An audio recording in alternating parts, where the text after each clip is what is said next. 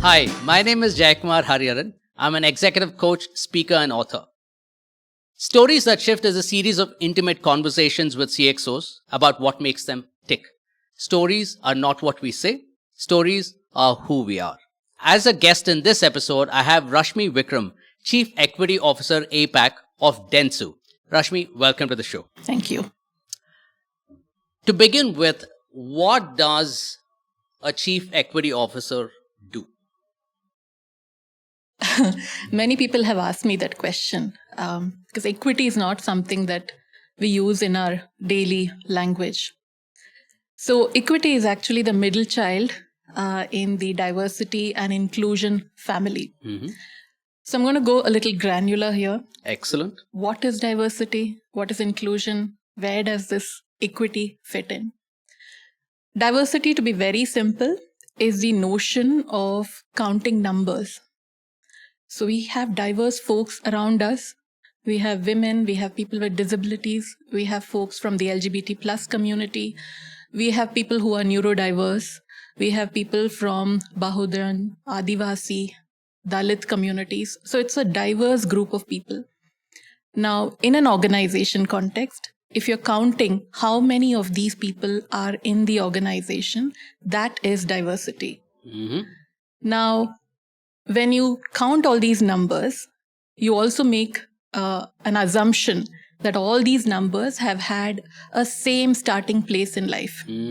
So all women, men, non-binary folks, that is people who do not identify as men or women, have the same starting point. That's not the right notion, right? So giving them that extra support that they need to be on the same starting point is where equity comes into the picture. And when you do not provide equity, that means that you're not helping people start on the same level playing field. You might have a question at this point of time saying that equality is more important than equity. Give everybody equal opportunity. Many lawyers in this who'll be listening to this conversation might think that, isn't that what the tenets of our constitution is all about? But equality means that you are providing the resources to everyone, irrespective of whether they need it or not. For example, all of us are writing an exam, but I am a child with a visual impairment. I cannot complete the exam within the 2 hours that's given to me.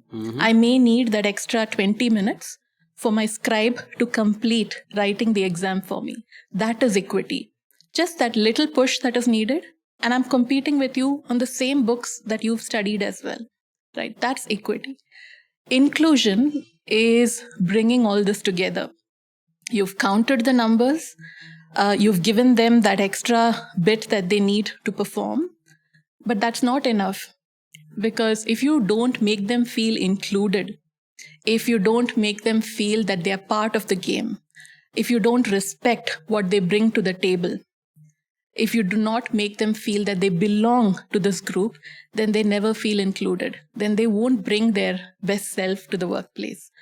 So, in our day-to-day life, you can look at inclusion as that potato. Potatoes are in your bhel puri as well as your pav bhaji as well. In your pav bhaji, the masala, the potato is really smashed, really mixed well into that masala with all those spices. But poor potato doesn't have an identity other than being part of that masala. But in a bhel puri, you have individual aspects coming out really well. The chutneys are added to bring out the flavors, to make them all feel that they have a role to play in that. And I think that's where corporates or even schools and society should start looking at DEI or diversity, equity, and inclusion in its whole self. So my role at dentsu as Chief Equity Officer is ensuring that I put that equity lens in everything that we do from a diversity and inclusion perspective. So I'm taking care of that middle child in this family. Very, very eloquently put, except when you started talking about Bhel Puri, I started salivating, but till then I was completely with you.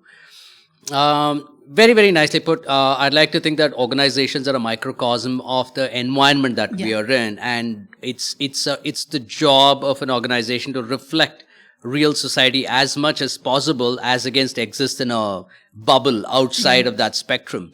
But you can understand that it's an extremely dynamic, extremely confusing time for leaders of organization to keep pace with these changes as and when it comes about, right? Everybody's scared of making a wrong move, being seen in the wrong light. So I will spend a big amount of time on, it could be rainbow washing, like how greenwashing was very much in vogue when CSR, spends were mandated and stuff like that. Can you just take us a little bit through the origins of thinking about DEI in organizations? When did this start? When did a trickle become a movement? Actually, movement is what it is now. When did a trickle become a conversation? Conversation started getting traction, and now it is a fairly interesting time to be in for organizations, because they have to grapple with these questions that they had not thought of earlier. So, is there any thinking on how did it start? What happened? And Yeah. So, from my academic research, sure. DEI, or the notion of diversity, you can see snippets of in the 1960s. There was a lot around the human rights movement, civil rights movement, yep. right? And in those days, it was more around conversations of gender. If you look at how women were allowed or not allowed to vote, work, have a say in public policy, etc. So I think that's when it actually started. But that was in the US. It was in the US. Okay. In India, if you look at it, I think the earliest part of how it has shown itself could be the time when the Constitution was written out. When they were specifically calling out aspects around providing affirmative action for the communities, like, for example, for the Dalit, the Bahujan, the Adivasi communities. They were literally called out. A census was created to identify who these people were, how did they belong into those categories, and what kind of provisions needed to be provided. And just a few years later was when the Constitution also added bills towards people with disability. Though in those days, it was only 5 types of disabilities that were even looked at. But it has been since the time of Constitution, is what I feel from an Indian perspective. That's from civil society. Yeah. Right? And in the US, again, unrest in civil society, conversations around race, conversations around gender, kind of sparked off the civil rights movement. Rosa Parks, when she refused to get off the bus. And that was like a beam of light just went off, right? I don't think there has been one significant action anywhere in the world which is that, we need to start looking at this a little differently. But very interesting. Thanks for giving us that nuance about how all the great ideas about corporate governance did not always originate from the West, be it from a civil society or be it from organizations. So what happened? When was the first formal recognition around corporates, around the world in different parts, that we need to have a conversation around these things? Legislation, bahut dur ki baat hai, but at least conversation saying that, hey, we need to rethink the way we do business. Any idea when that kind of kicked off? We can't actually pinpoint when exactly these conversations happened. I feel that they were quite organic, be it in the West. You can see a lot of these movies which are actually bringing those stories to life, like the Hidden Figures. These 3 black women who actually wrote the code for the entire stuff, right? So I think you can't pinpoint time. Even in India, if you look at it historically, there have been people who fought for their rights, be it Nangeli in Kerala, even before the independence struggle. who fought for the right to cover her breast. So my thing is like there have always been spikes of very interesting outcry, extremely dramatic, traumatic, and they've kind of laid the foundation for a concrete conversation to happen much later. So my question is, for concrete, organic conversations with as frequently as possible, would you say it's about 10, 15 years earlier? Yeah. Approximately 15 to 20 years, I would say, because the conversations around gender started taking a lot of precedence, specifically in boardrooms in the corporate sector. If you look at it, there were specific areas where they were showcasing their talent in terms of leadership skills or in terms of specifically problem solving. Though patriarchy plays a role in whichever part of the world you are in, but these were some of the aspects that started. If you look at my career itself, when I first started looking at DEI as a career, I noticed that even in my first role, gender was something that was spoken about. It was the first thing that somebody would talk about here in India, at least. When you say diversity, it meant gender. Not any of the other aspects. But that also meant that even though you are a population that is on par with the male population within a country, it still meant that you needed that systemic change to happen within the organization for people to recognize that. And in those days, when I started, it was something that would be created, like a DEI agenda would be created somewhere in the West if the company is a multinational organization. And then it would trickle down to all other parts of the world, and people could just choose what they felt was needed. When I started, women again were a large part of the organization. So they said, yes, let's go ahead, fight for that. And I noticed that the other groups who were also part of this mix didn't have a voice. They didn't have a representation. And whenever there's no representation on the table, those people tend to go quiet. And many of them who are from marginalized communities, they feel that they don't have a voice on the table means they're not counted in the whole game. Absolutely. And that's how they're hidden figures, They're hidden figures there. And that's how my work started in the DEI space. So how long back was this? I think 2008. All right. Okay. And I wasn't doing DEI Got it. as a role in those days. It was something that I started off as a passion project. I saw one individual who was from the community struggling to access a restroom in an organization of 3,000 people. Because that individual didn't feel that the restrooms meant for male or female would be something that they would feel comfortable using. Something which is considered as human rights needed someone to nudge the organization to think about. And I felt that is something worth fighting for. Amazing. Would that be inequity? Right? Yes. Amazing. Because it's a fundamental human right. Yeah. And if that is denied to you, or if that's not recognized at a place of work, you feel less worthy. Yes.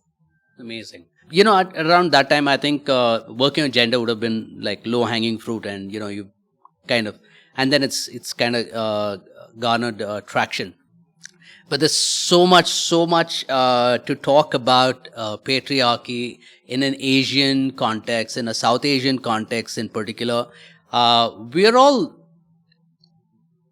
learning. Yeah. Every day there is a new learning that comes even my way. So very recently I just chanced upon this conversation.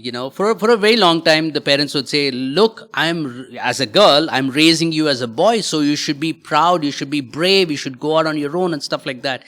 Till it the coin flipped and somebody said, no, why can't I be brave as a woman, as a girl, right? Very, very subtle tunes of patriarchy that have been seeping in, gradually over the years and years and years.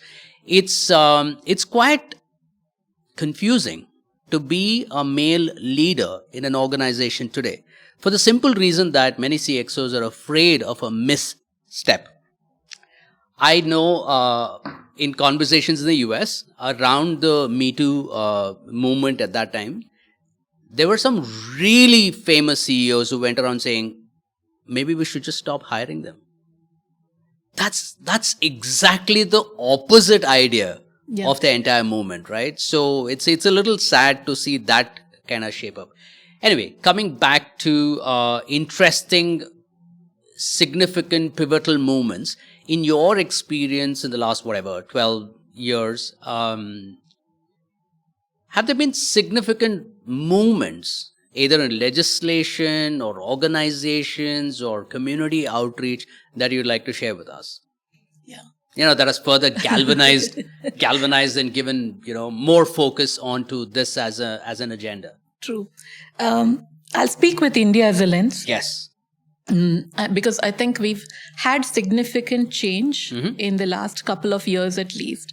Again, you might think that I'm talking about DEI from a very identity-based lens. But sometimes I think that's what works in this space. Sure. Though all of us have very intersectional identities. Sure. So by intersectional... That'll be fascinating to understand. Yeah. Yeah. I will ask you to explain it in greater detail going forward. We'll do that. So at least from a gender movement, when we started our work earlier, it was more around the first things that would come up at least in the corporate circles was around flexible working policy. Flexible working policy was supposed to be for all employees, gender agnostic, but somehow it always used to be pivoted around women. Sure. Maternity or parental leave policy. Again, parental leave meant also paternity policy, adoption, surrogacy, and maternity leave. In those days, India had only 3 months of maternity leave.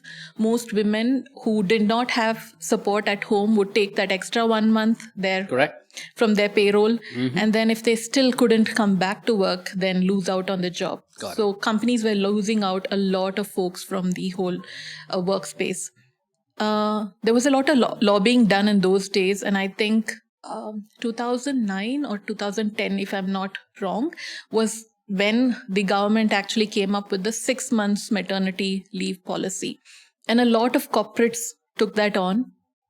That actually meant that it gave a lot of freedom to the manager to hire backfills or to ensure that you have a secondment created, because otherwise you don't know whether this individual is coming back in 3 months. Sure. Or would they come back and leave the organization? So one of the worries that you highlighted about should we hire them or not could be erased because of the 6 months where everybody feels that they have time to give.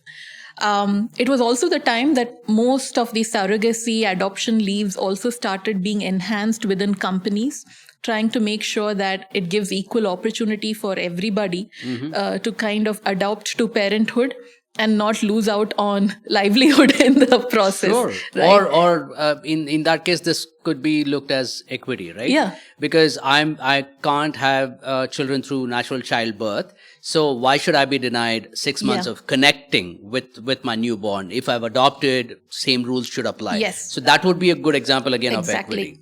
Exactly. So I think that actually changed the conversation.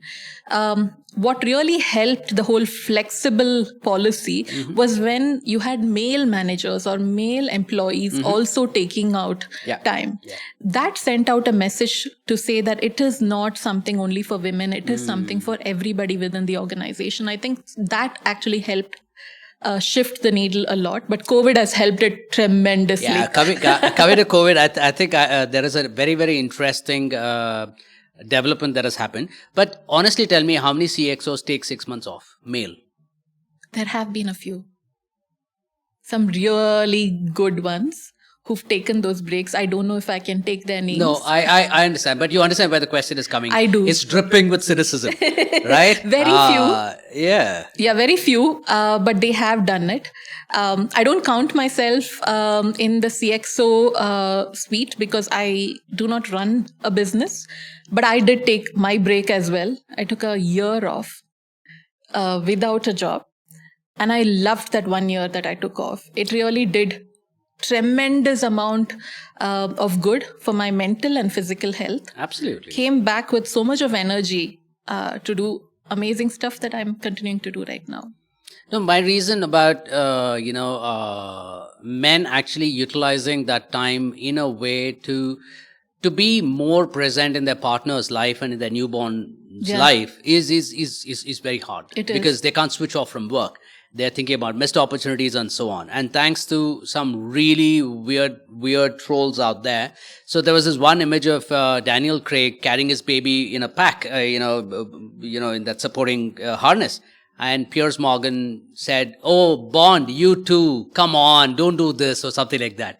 And there was somebody who just broke him down completely. I mean, when are you going to let go that it has to be the woman always? Yeah.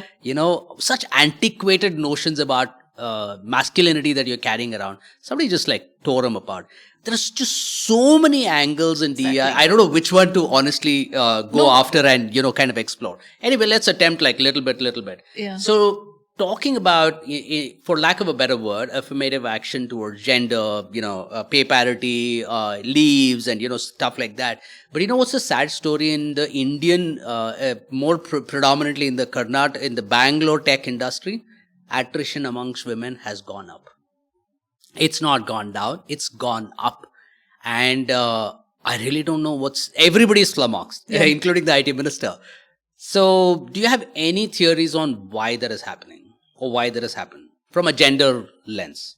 Yeah, I think from a gendered lens, at least from having a few conversations with senior women, at least from the tech industry, some of the things that I'm hearing is they're not getting enough projects like the ones that they wanted to work on, or working on specific products that they feel that they can learn more from.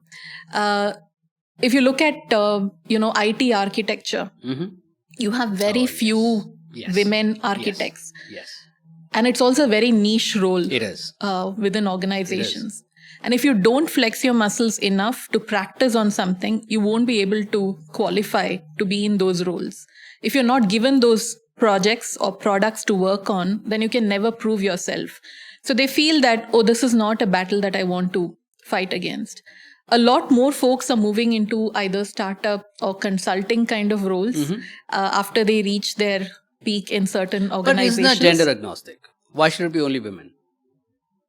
Because, see, organizations are pyramidal in nature, right? Yeah. So you kind of settle at the level of, inability or, you come to a point and beyond that, you either figure out life in a different way. So that can be gender agnostic, but this is predominantly, if you have 10 women who are employed in the IT business, in the tech business, now more number of women have left it and dropped out. That's very worrisome, especially in today's day and age. So would any guesses on what's happening? If you have to throw a dart at it? It's never a throw a dart kind of a question. It's going to hurt somebody. Because, it is going to hurt. We actually tried, decoding this a couple of years ago. We did a research called What Women Want. And there was no connection to the Mel Gibson movie. Though we did have some inspiration from him. But the idea was, at that point of time, to do the research, to understand what were the career needs of women were at different stages of their life. And the organization thought that if you're able to provide those needs, then you can retain all these fabulous women. Seems a very simplistic Excel kind of a conclusion. So we were very overconfident in that. And we threw out the first survey, which was to almost 3,000 employees within the organization in India. And the responses actually came back in such a way that it wasn't the life stages that people needed support in. It was more around their career stages. So irrespective of whichever part of the life stage they were at, if they were in an early career, that means you are at a level where you do not have managerial responsibilities. You could be someone at a lower level, like an associate, up to a SME. In an organization, your needs were different from someone who's in a mid-career.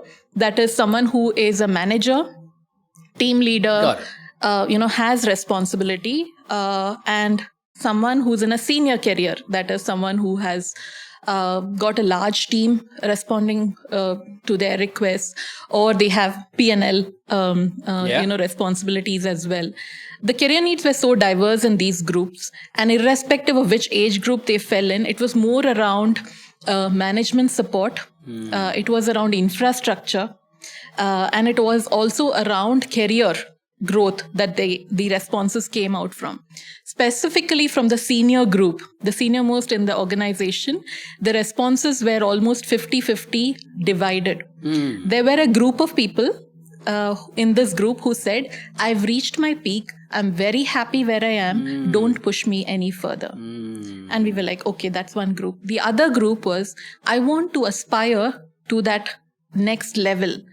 I'm not getting those opportunities. My manager feels that I cannot travel, or my manager feels that I don't have the responsibility currently to work on some of the projects that they have. So it became more around what do these people need versus the others. And that's where equity played a role in terms of, okay, create a cohort of these group of people to say, what can we support you with to help you grow to that next level? Not all of you can get promotions like this. Yeah. It doesn't work that way. It doesn't work that way. But it also meant that you could look at them for opportunities where somebody is going on a leave for a large period of time. Or somebody's working on a project that needs an extra pair of hands, and you can provide this person with a stretch opportunity, recognize it in their CV, in their performance objectives. So it's not free labor. Sure. It's something that's validated. And then you can make sure that when they apply for those roles, these are things that they can present to the organization.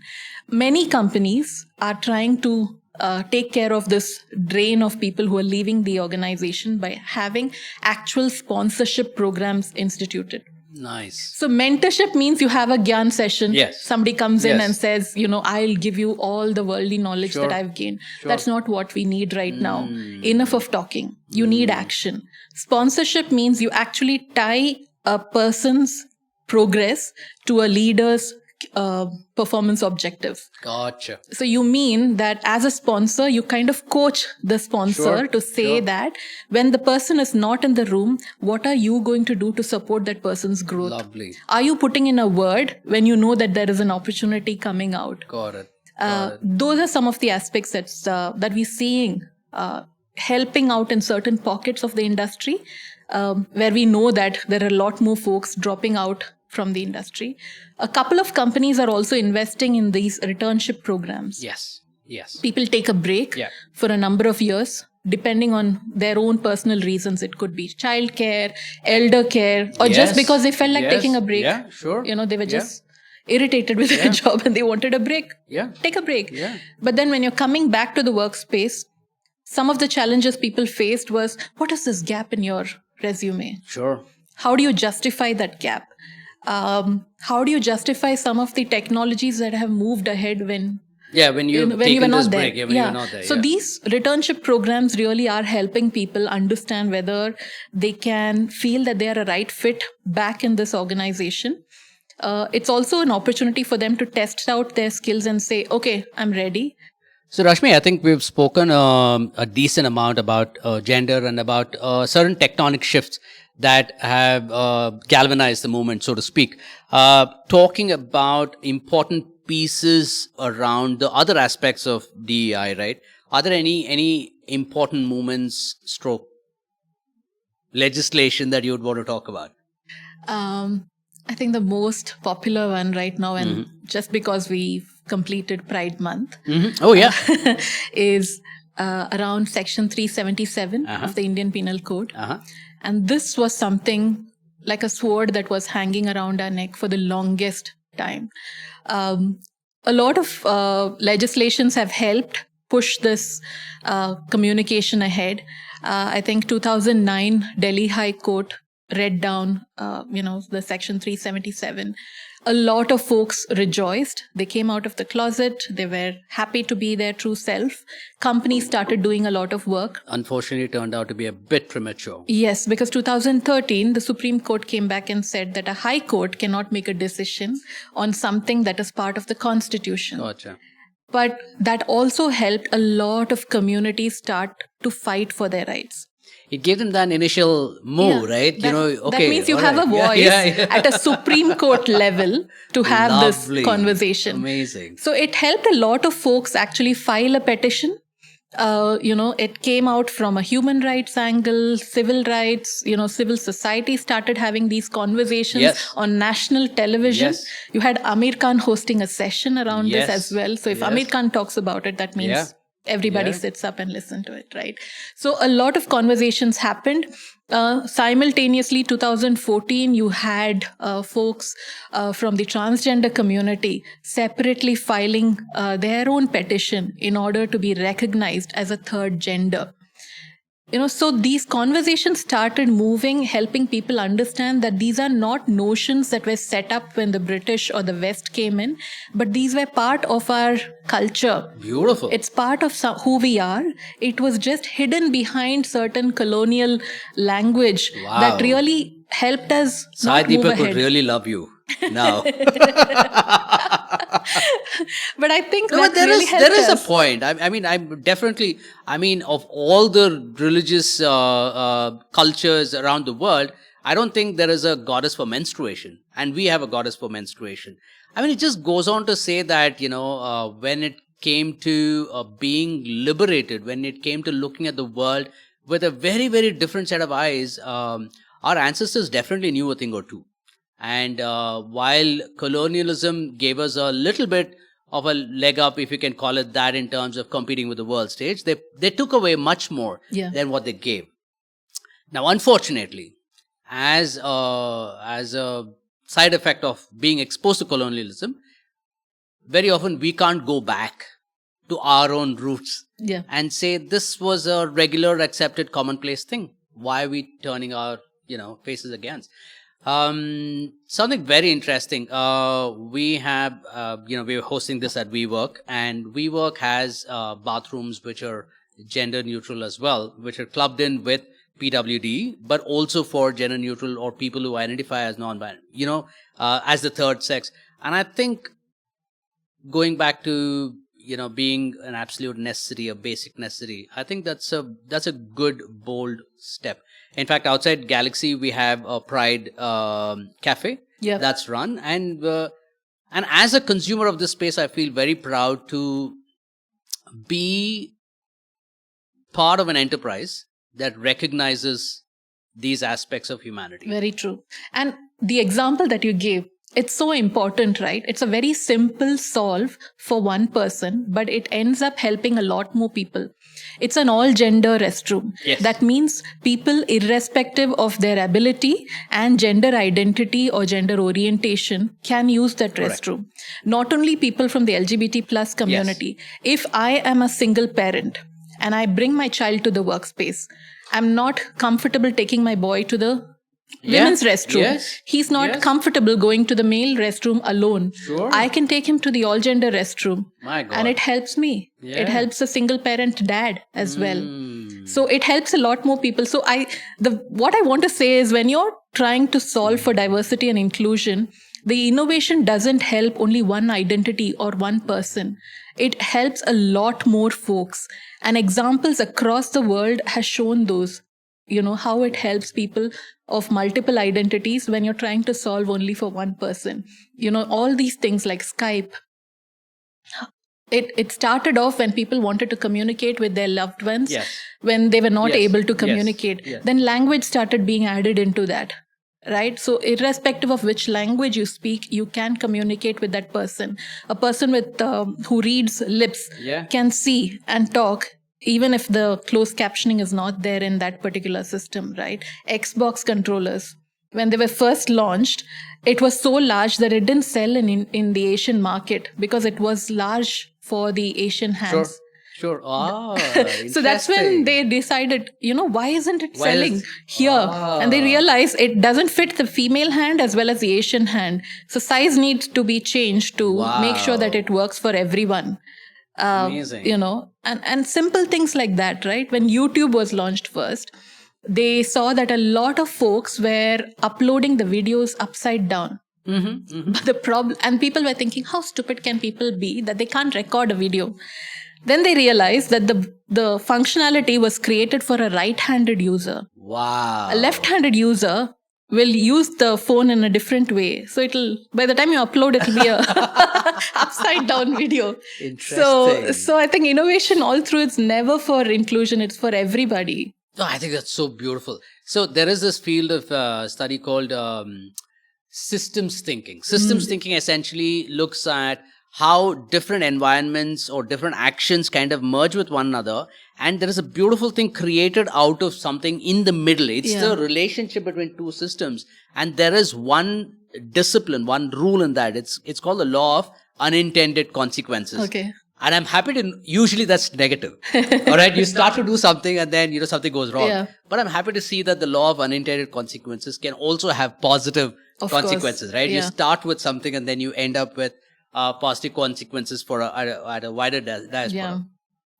But Rashmi, a very, very burning question. I work with CXOs and the fundamental idea about why a business exists has been pontificated about for a very long time. And for the longest time, it was around shareholder value.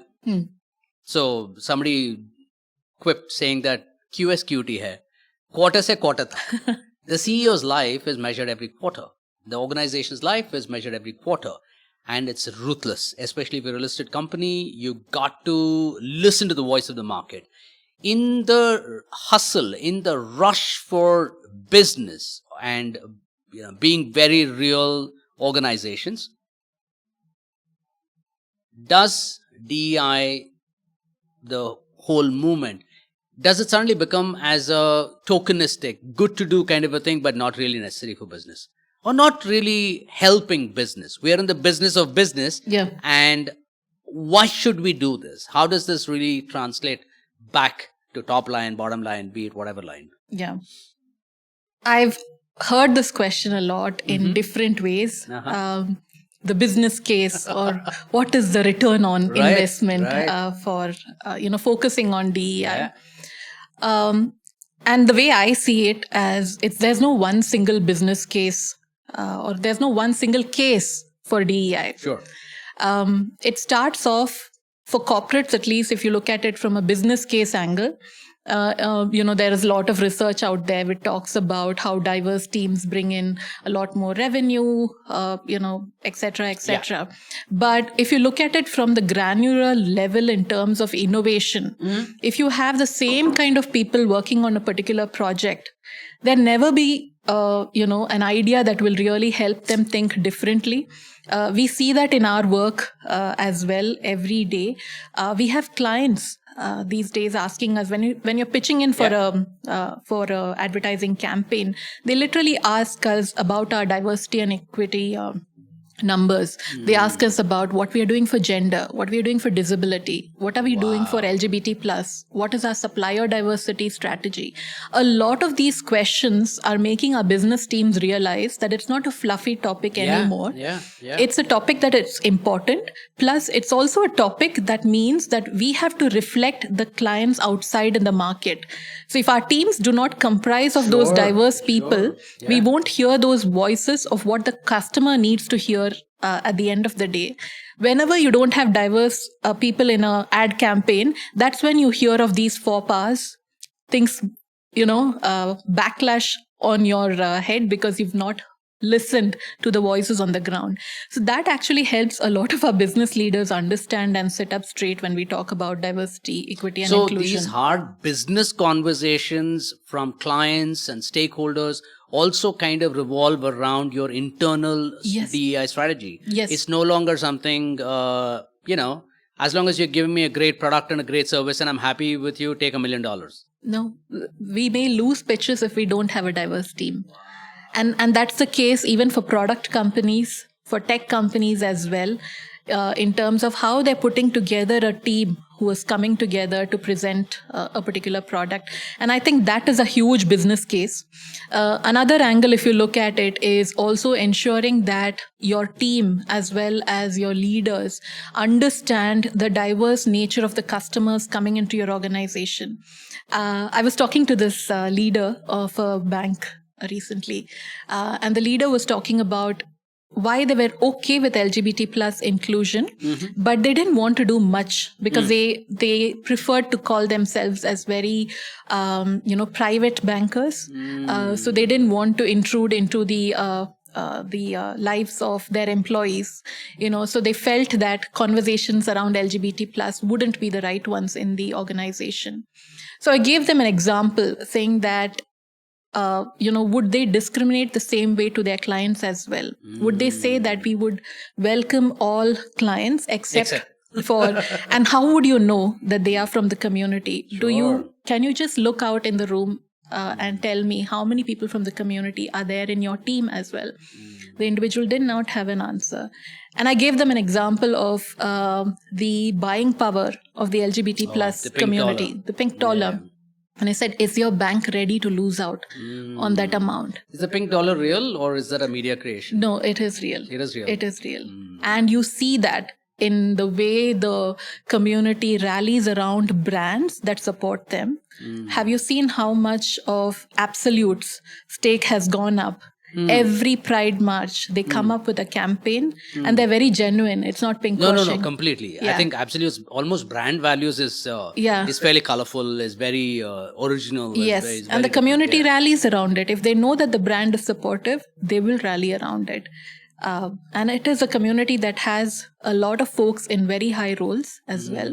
So I'm amazed. I mean, it's beautiful. I almost think there were some really serious heavy hitters from the legal profession, who were like front-ending the bill and stuff like exactly. that. As let me walk the talk. Very this is about my life. This is about my equity.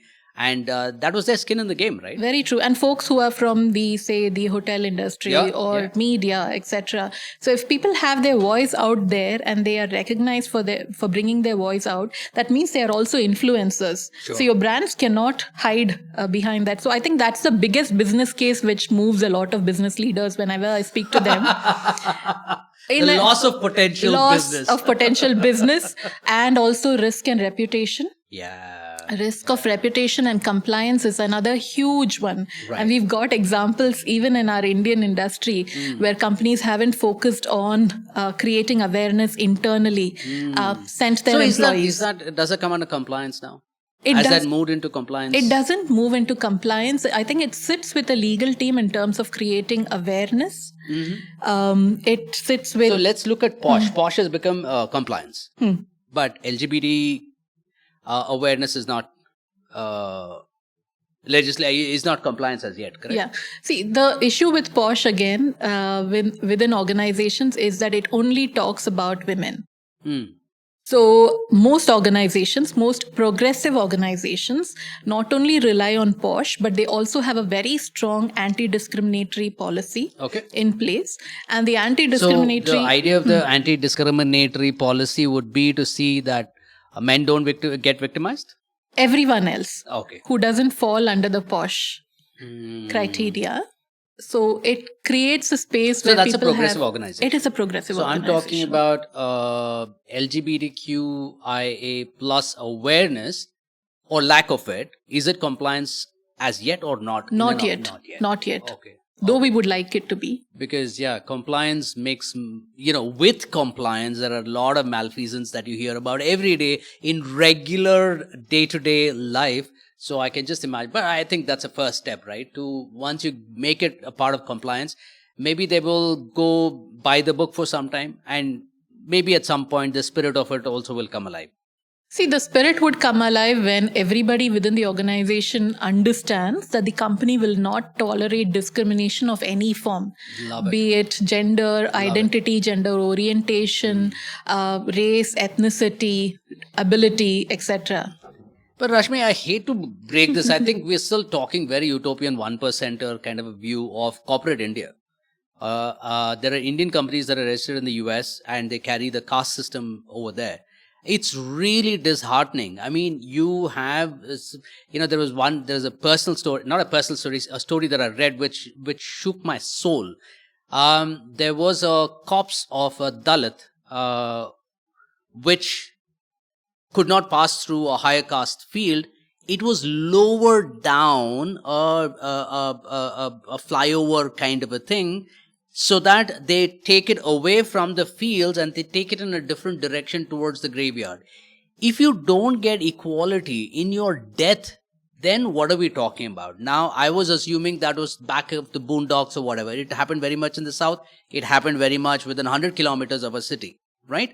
So that is at one end of the spectrum. Yeah. The other end of the spectrum is supposedly educated professionals, Indian organization based out of the US, and you still get your caste out there so much that it becomes a class action suit. Yeah. I mean, how do you... So education clearly is not solving the problem.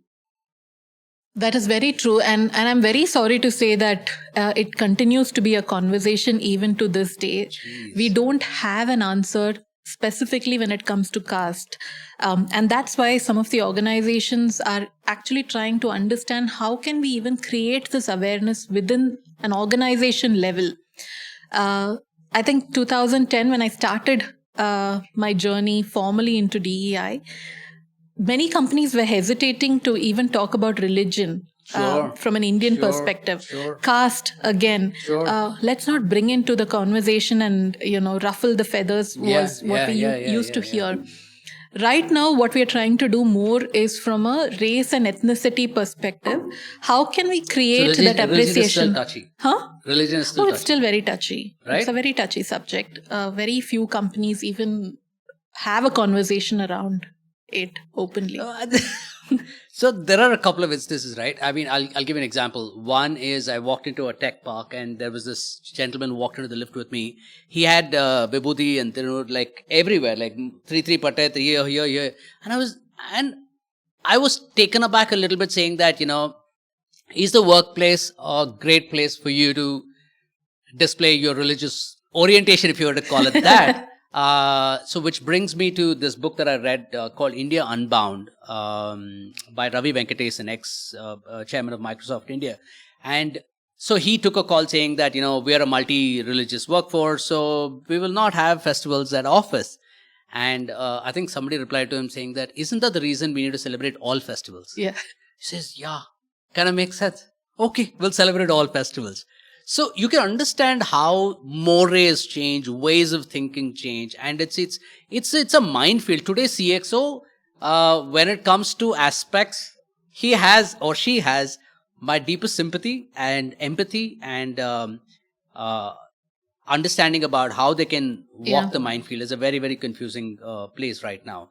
And organizations and professionals like you need to spearhead this movement to spread as much light as possible. Yeah. So that the rest of us can make educated, careful moves. I think, and this is something that I've seen from my work in this space as well, specifically when it comes to a CXO and when they are really worried of making the wrong decision. And sometimes they really hold back, saying that, what will somebody else tell me about this? We've seen folks who are very senior in the organization, who are like the sponsors of a women's network. And they get ribbed by all their other male colleagues saying that, are you doing this for brownie points? Like, what is in it for you? But that's where the personal case for diversity comes up. We've spoken about the business case, but the personal case is that individual may want to be the sponsor because they want to ensure that the safe space is created for their daughters or their next generation that's coming in. And that could be a good personal case to have as well. That's a beautiful thing. Yeah. That's a beautiful story. And that works for a lot of individuals. I can take the name of this individual, Firoz from SAP. He has a personal case. He spoke about autism at work when nobody even understood what autism was all about. Amazing. And he brought it up to SAP as an organization. He had a cohort of folks who were on the autism spectrum. These were excellent coders. They could find bugs that nobody else Sure. could find. And he presented that at Davos. Wow. And that's when the rest of the company sat up and noticed what a fantastic business case it was. And as an organization, now SAP has made a commitment that 1% of their entire employee population will be people who are on the autism spectrum. It's not an easy journey. Okay. Many of these individuals will not complete your 10 plus 2 plus 3 years of education. They may not complete your regular college. They may have done NIOS or any other program because they could complete only certain aspects of education. They cannot go through your regular interview process where you're sitting across a table and having a conversation. They cannot make eye contact, some of them. So what do? You have a different set of interview for them. You give them puzzles instead of a questionnaire, or give them an on-the-job training rather than a classroom training, which could be different. So tweaking it slightly, make sure that you have an entire set of different minds coming into the workplace, and a personal case works well. No, I think it's a great first step to take, right? Yeah.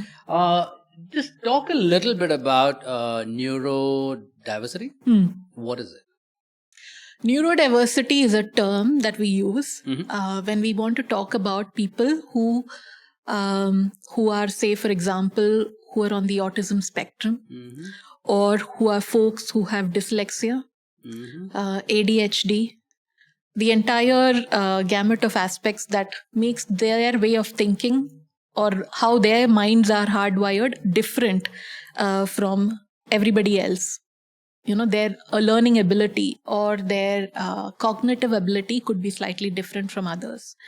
That's what we call neurodiversity. It's also something that's evolving.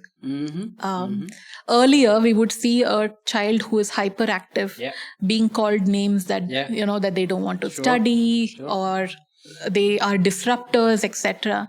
But now, with people actually diagnosing the condition, they realize that this is a condition that needs support and treatment and ongoing support, until late in life. We also saw how people would classify people who are neurodiverse into certain roles. Movies like Tare Zameen Par doesn't help in some ways. It helps to create awareness. Yeah, I agree. But it also sends the notion that these individuals could do only artistic kind of roles or certain kind of roles. I think for a lot of my understanding of leadership, it's very easy to think of Indian leadership through Western lenses. But to the best of my ability, since a lot of my leaders are Indian leaders, I tend to ensure that they get the right kind of inputs from the microcosm they are in. Otherwise, all learning will just become very, very academic. Keeping that in mind, I'm curious about if a CXO were to learn from a DEI practitioner on how they can become better leaders, are there some points that you could throw? Because our learning in this podcast is multidisciplinary. Yeah. Like I was telling you, I'm talking to an actor, I'm talking to a comedian, I'm talking to somebody from climate tech. Different spheres of influence coming in to make the CXO's worldview a little better. True. Shift his perspectives, challenge his own beliefs, and in the process, become a better version of himself. That's the whole premise. True. See, as a CXO, there are a number of things that they could take away from a DEI practitioner's life. Excellent. Because basically, at the end of the day, they work with people within the company as well as externally. They are also responsible to stakeholders, shareholders, etc. So having an understanding of diversity, equity, and inclusion will really help them make those business decisions as well as communicate to their teams effectively. Couple of aspects that would really work well for them, and specifically being in this role, is to be very vulnerable. Authentic leadership is something that cannot be put on as a mask. You cannot fake it because people will catch your fakeness immediately and they will not connect with you. Sure. And it could be your client, it could be your employee as well. To be an authentic leader, to be vulnerable means that you need to have an awareness of the diversity, of the inclusion that is needed, of the equity that is needed around you. That means that you need to also cultivate the spirit of curiosity.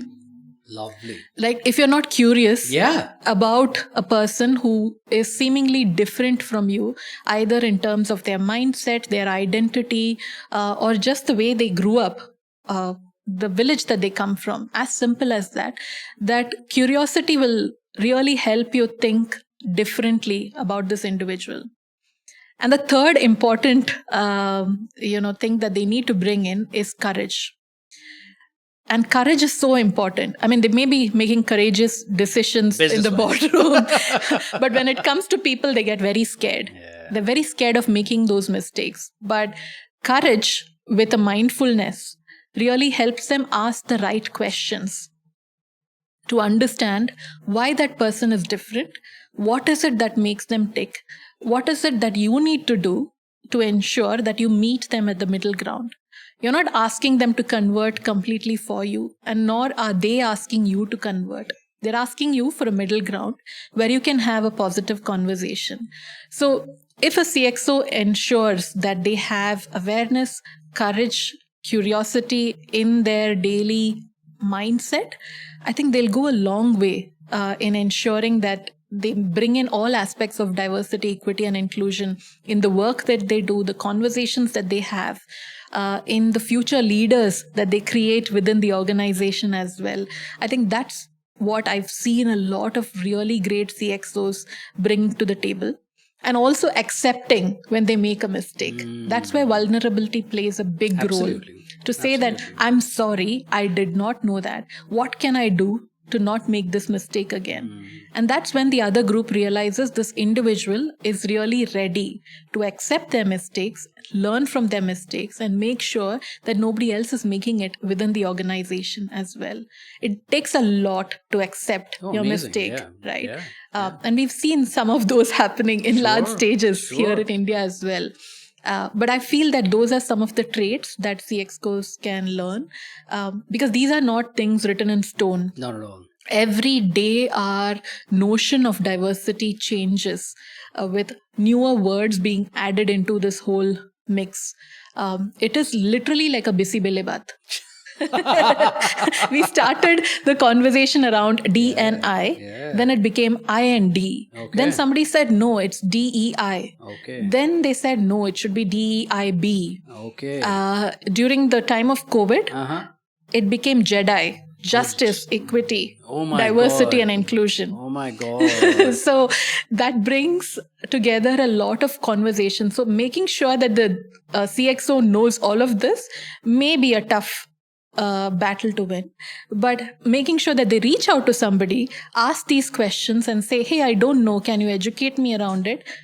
Takes a simple ask, a sharing of information that will help us a long way. Beautiful. I mean, there are so many neurons firing in my brain now. I don't know which story to connect this with, but personally, something that really moved me was I was on a panel discussion with a cartoonist who was jailed for sedition. This was ages ago. He had basically done something with the parliament and toilet paper and stuff like that. And he was out and whatever, and he was talking about his experience. And he said something beautiful. Fringe conversations need to be engaged with. Pinjra jitna bhi bada ho, pinjra hi hota hai. Yeah. And that was beautiful. He said, you just made the cage bigger, but it's still the cage. Yeah. And unless you have these fringe conversations, and I think the cornerstone for that, I think I completely agree with you, is curiosity.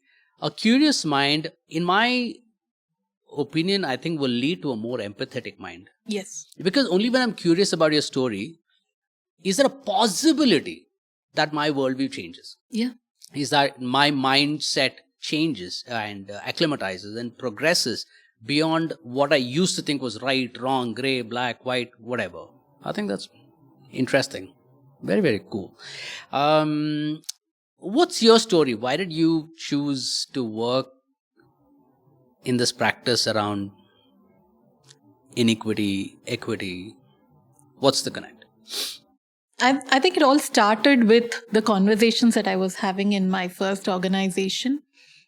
You looked at a certain group of people, you realize they have a voice, they have a say on the table. So it's, I think there was a proverb that I heard that says, the loudest baby gets the, the milk.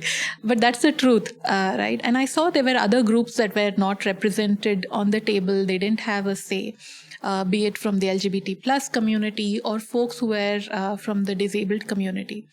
I started looking at it a little more deeper and understanding why doesn't organization include these people in their conversations. I then started hearing about it from a perspective that it's a fear of the unknown. There were a couple of managers who said, listen, I don't have any problem hiring a person who uses a wheelchair.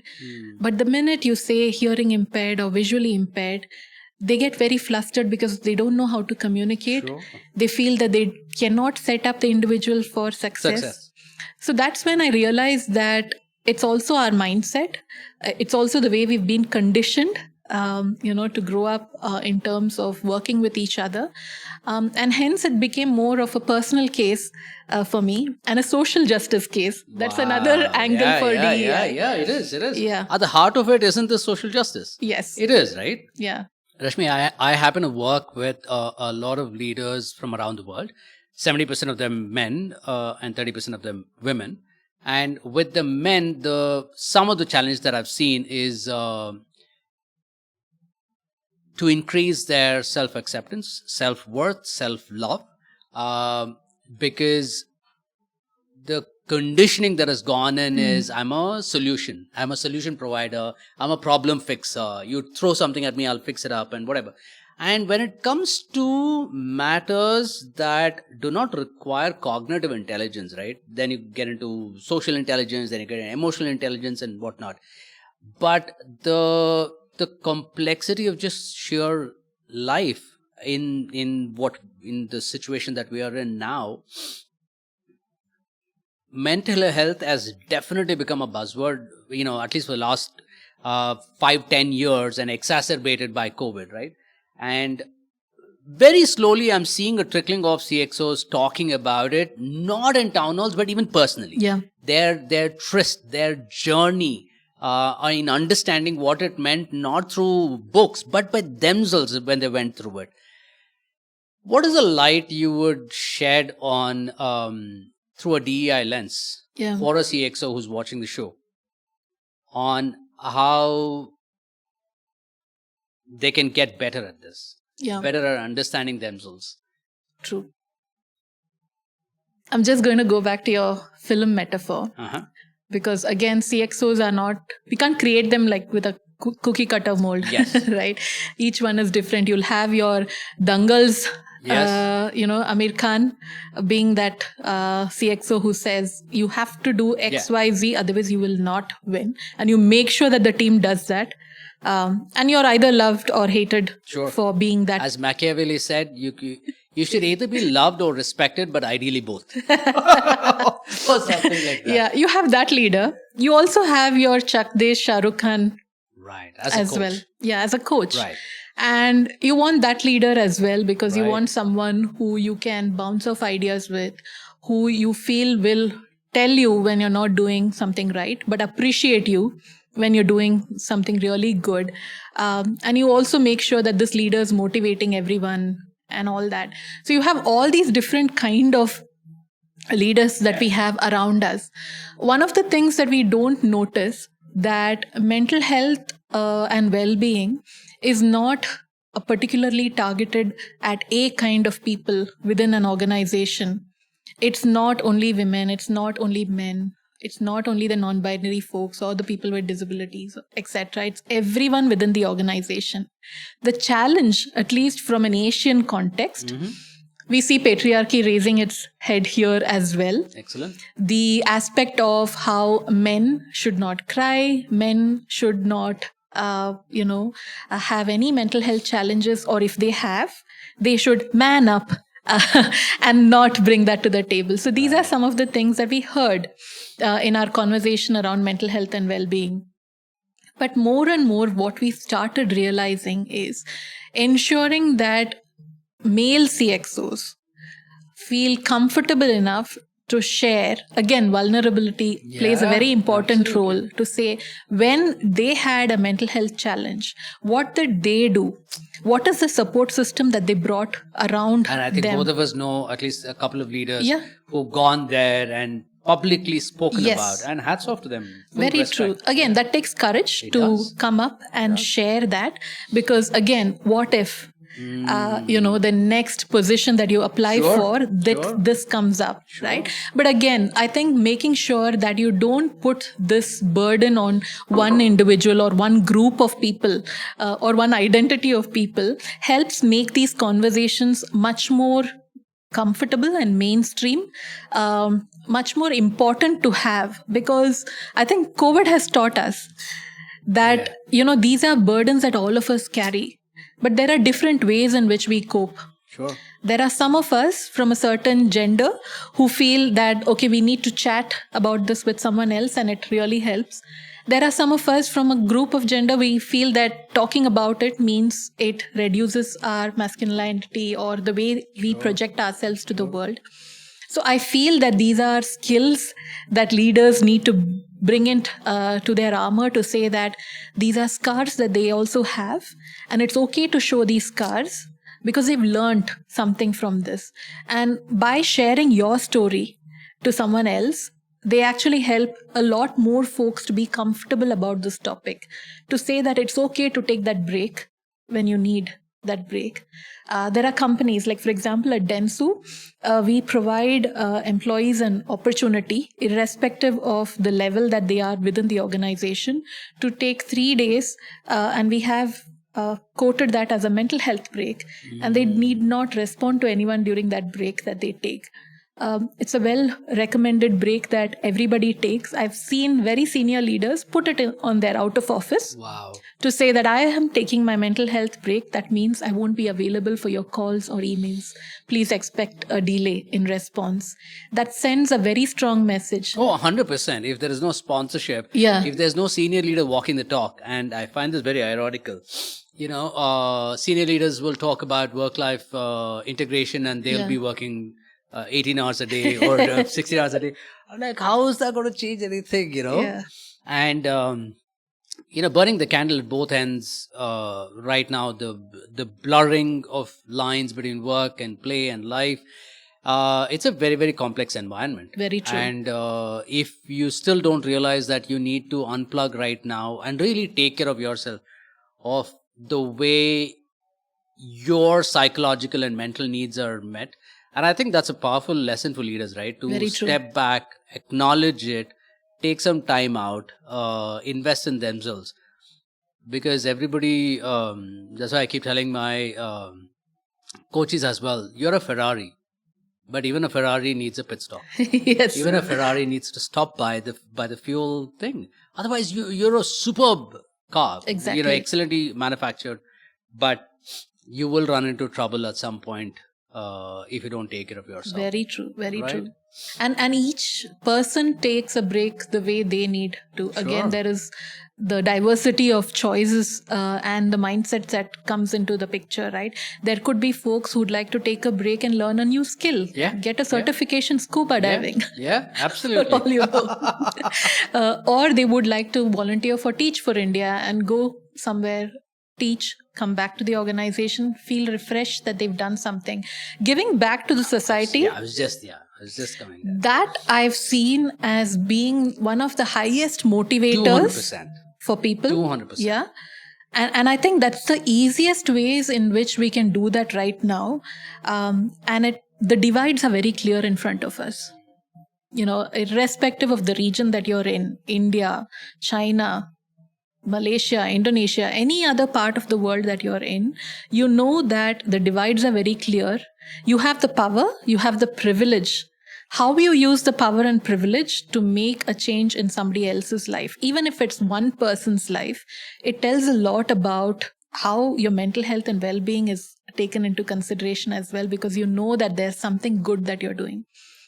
I think that's the inherent nature in human beings. No, it's right? so inherent. It's so inherent. So Margaret Mead was, I don't know if she was associated as an archaeologist with National Geographic or not, but she's a very, very huge name in archaeology. She said they found a mummified remains of a leg, and she said this speaks a lot about the civilization. And somebody asked why? Because the leg had mended, which means somebody stayed back to ensure that care was given to that person so that the leg mended. So your ability to look out for your fellow human being and to give back is as old as time. And right now, the opportunities that we have to actually give back, it could be material, it could be wisdom, it could be knowledge and whatever. So I keep telling my leaders, the shadow that you cast is a very large shadow. You might think that your journey is a solitary journey. And no, when you talk about your wins, when you talk about your triumphs, when you talk about the lessons that you've learned, somewhere there's a kid who's looking up to you, whether you know it or not, who could get inspired, and that could be a good trajectory for him. Very so true. I nudge them to find their stories and tell better stories. And that's a good point for us to end this conversation on. Thank you so much, Rashmi, for being a part of this conversation. I really enjoyed it. I really enjoyed it. I think it was a glimpse into all the things that we see, and also to understand that we are not working in isolation. It's a game. It's a team game, and everybody has a role to play. And sometimes we're a coach, sometimes we're a goalkeeper. Absolutely. Many a times a goalkeeper. Yeah, but it's also a very important role within an organization to play. Yeah, amazing. All the best, and I think we will circle back in season 3. Thank you. Thank you so much.